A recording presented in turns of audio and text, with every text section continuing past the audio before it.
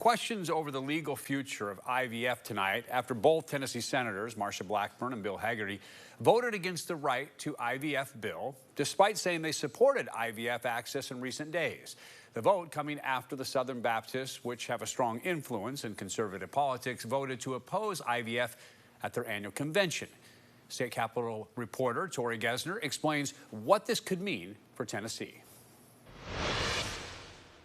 Some might call it deja vu. Senate Republicans first blocking a bill that would have protected access to contraception last week, now voting down legislation that would have done the same for IVF. Not having voted in the affirmative, the motion is not agreed to. Tennessee Senators Marsha Blackburn and Bill Hagerty voting against the right to IVF bill, despite saying they support the fertility treatment.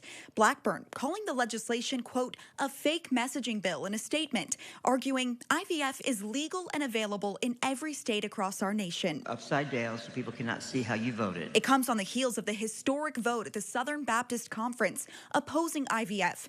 The resolution doesn't ban the procedure, but it does send a strong message.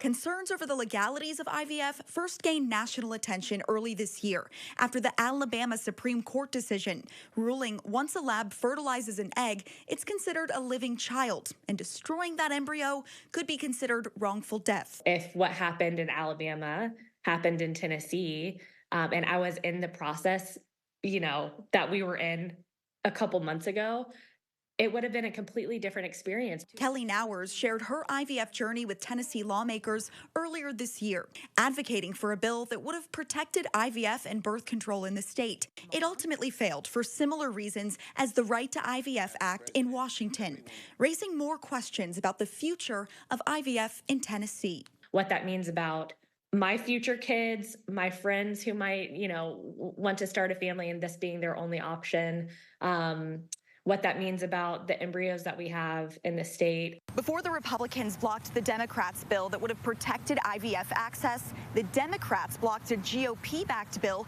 that would have denied Medicaid funding for any state that banned IVF. Reporting in Nashville, I'm Tori Gessner.